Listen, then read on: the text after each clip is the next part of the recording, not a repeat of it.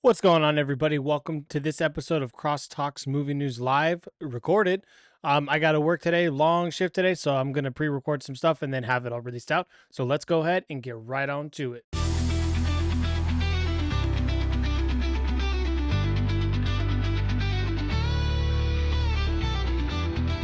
All right, so first up, we have Owen Wilson rejoins Ben Stiller and Robert De Niro for Meet the Parents 4. So this movie, it's going. It's just, 2 weeks ago that they were like, oh yeah, like it's in like its final stages of development, everything like that. And then we got casting news, we got announcements on story, we got a bunch of different stuff. So it looks like Owen Wilson will be returning as, I think his name was Kevin in the movie.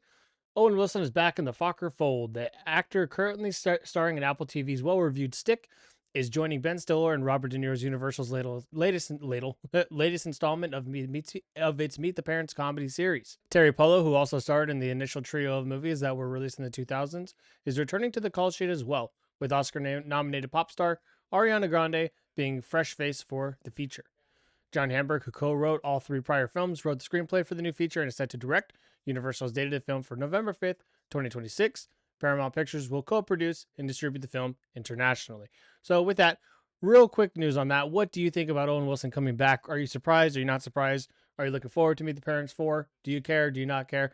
I care. I'm excited. I can't wait to see where the story goes. I like this franchise. Moving on from that, we had Elio released this weekend for Pixar, and Screen Rant here says Elio's sequel chances and potential stories teased by Pixar movie directors.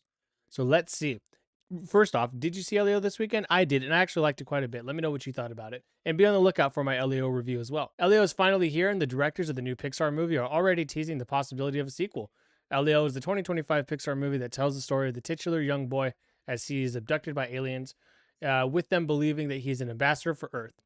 Elio has already gotten great reviews, and the original Pixar movie may have more in store for the future, according to the directors. Domishi, we leave the door open. Well, this is a spoiler for the end of the movie, but yeah, the universe is so vast and the world of Elio is so rich. There are so many more aliens and planets we could still visit. There were so many aliens we had to trim for time, characters with featured moments that were so funny. Domishi, they had whole backstories, they had families. I want to know about Glorden's mom, the Blood Wars.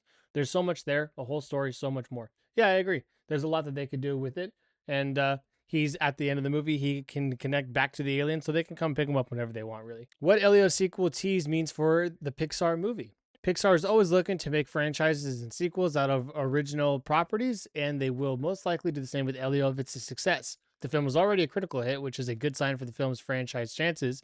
Pixar's Elio's is in theaters June 20th, meaning that news about its box office performance will be heard soon. Pixar's chief creative officer Pete Docter recently explained how the studio decides which Pixar movies get sequels and become franchises. Essentially, there are two criteria. First, the original movie has to be successful. Second, Pixar has to have ideas for a sequel story. Since she and Sharafian have already confirmed that they have ideas for an Elio sequel, it means that one could be in the works if the film succeeds commercially. So with that, the film is not doing well from a box office perspective, which kind of sucks. I liked it quite a bit. Again, let me know what you guys thought about it. I feel like a lot of critics liked it more than the audience, but I liked it. So I would love to see a sequel for Elio. Let me know down below if you want to see a sequel for Elio. Let me know if you maybe you just don't care. And if you do care and you do want to see more Pixar movies getting made, go see this in the movie, because we can't wait for streaming to come and watch it on streaming, because that doesn't make them the money that they need to finance and produce these movies. You have to go see them in the theater, and it's just a better experience overall. You're not going to get, it doesn't matter how good your sound system is at home, you're never going to get a theater-like experience at home. So with that, let me know what you think about Elio's sequel chances. Is this a movie that you'd like to see spin off into a franchise? Moving on from that, we got some Supergirl news, I guess you could say. James Gunn reveals how Jason Momoa's Lobo fits into Supergirl. So Jason Momoa will be coming back not as Aquaman, but as Lobo. He's just a biker dude in space. Make it easy for you. Supergirl is the next big feature film from Warner Brothers and DC Studios after the release of Superman, with Millie Alcock playing the titular hero. DC studio heads James Gunn and Peter Safran have wasted no time in introducing the surviving members of the House of L to the DCU. While there aren't any confirmed plans for the superhero relatives to cross over in the future, it feels inevitable.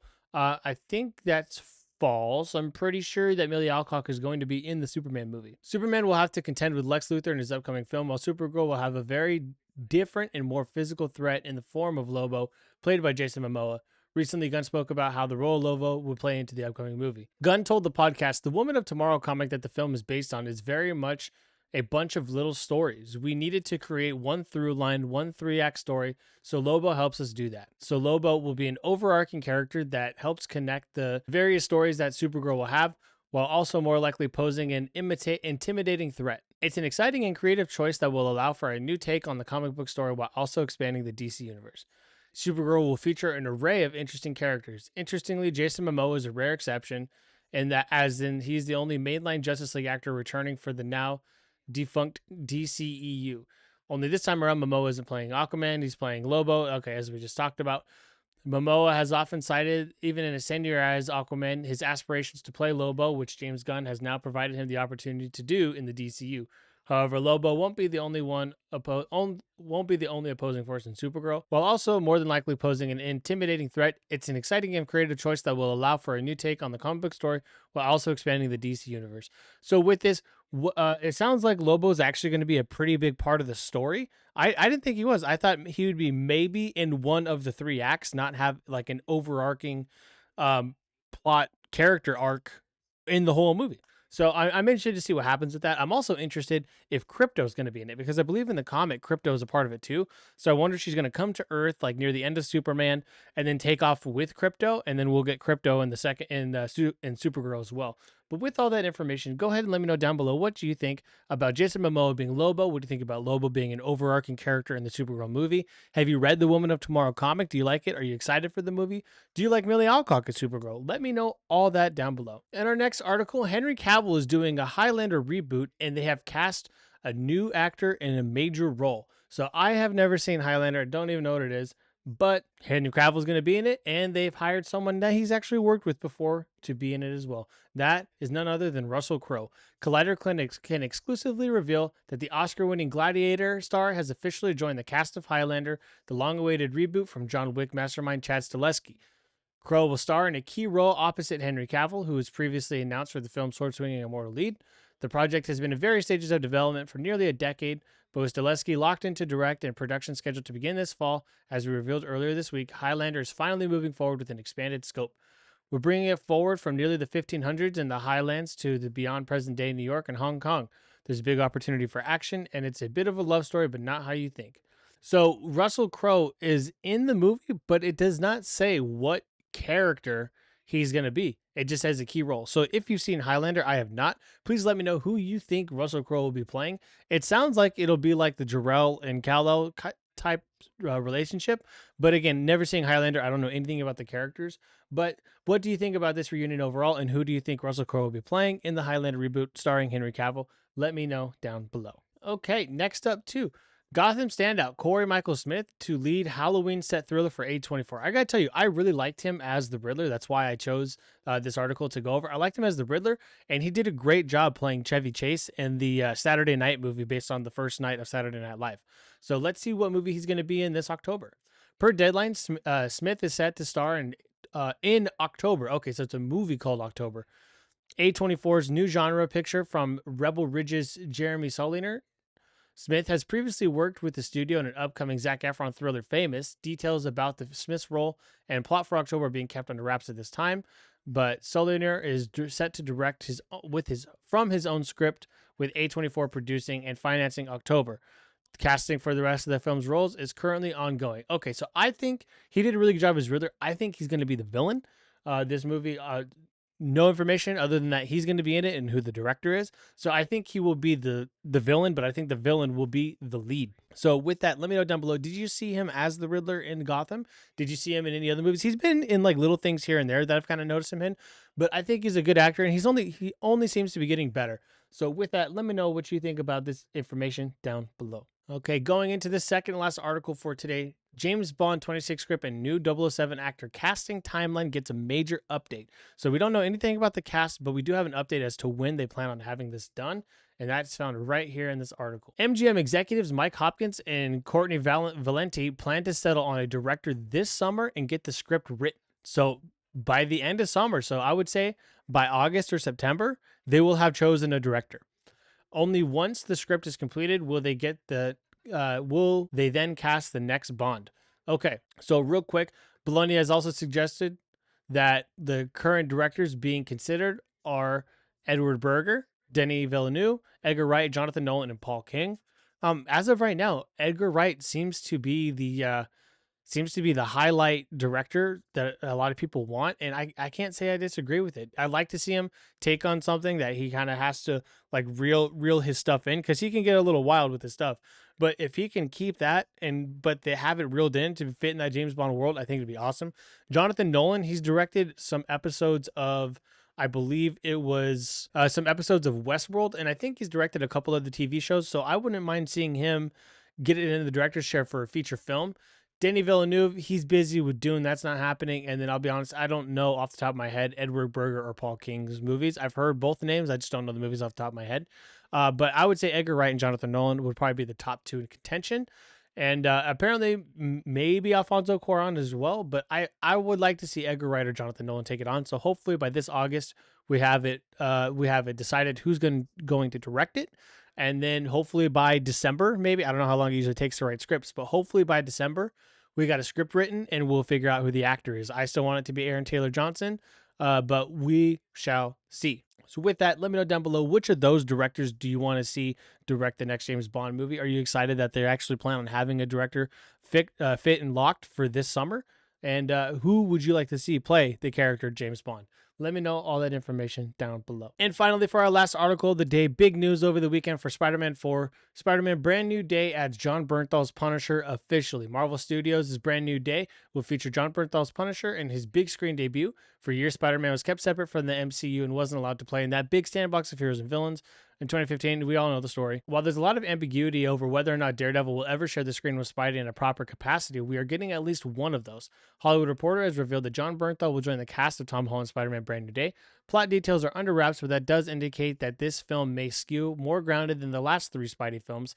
I would say Homecoming was pretty grounded, which was something that fans have been clamoring to see after seeing Peter Parker go to space and contend with multiversal villains in his previous trilogy. What multiversal villain did he fight in Homecoming? What are these guys talking about? The report also notes that Zendaya and Jacob Batalon will return as MJ and Ned, respectively, but it's unclear how significant their roles will be. Whether Spider-Man Brand New Day will deal with Kingpin's war against vigilantes remains to be seen, but it seems hard to imagine it won't at least be referenced. The Punisher was locked in a cage in Kingpin's dungeon at the end of Daredevil Born Again Season 1. Though he escaped in a post-credit scene, this is easily the most significant piece of casting for the film yet, as the only other notable person cast for Spider-Man 4 so far is Sadie Sink, but her role is being kept a secret. Okay, so with that, yes, he did escape in the post-credit scenes of Daredevil Born Again Season 1. I think Daredevil Born Again Season 2 comes out, and then they're going to have a Punisher. Oh, maybe they had the Punisher one first, but they're gonna have a Punisher like mini movie on Disney Plus, and then I'm pretty sure he'll be in Daredevil Born Again Season 2, and then Spider-Man next summer, which I think will probably get pushed, but we will see. With that, let me know down below, what do you think about Jon Bernthal joining the Punisher? I'm actually really excited for it. I used to have that comic where it's him aiming at Spider-Man and Spider-Man's like doing the flip. It's the yellow comic. I remember I got that the night that I saw the Punisher, the first one, or not the first one, I guess technically the second one, but the Punisher movie with Thomas Jane. My dad took me to go see it, and then they were handing out the comics, or he got it for me. I forget which one, but I got that comic that night. So it's kind of cool. And it would be nice to see the Punisher back on the big screen again. Jon Bernthal is such a great actor. He does a good job as the Punisher. And hey, man, if he's involved and Mark Ruffalo's Hulk, how are Spider-Man and Punisher going to take down the Hulk? I don't know. There's a lot of fun stuff that could happen with this movie. I hope they get it going, and I hope they get it going soon. Again, let me know down below what you think about Punisher joining Spider-Man 4. And where do you think that the story will go? Do you think it would be grounded, or do you think it would be multiversal, or will it be a multiversal grounded story? I'm not too sure, but I know I'm excited, and that's all I care about. Thank you so much for clicking on this video today. Sorry I couldn't be live. I had to go to work, so I got it pre-recorded.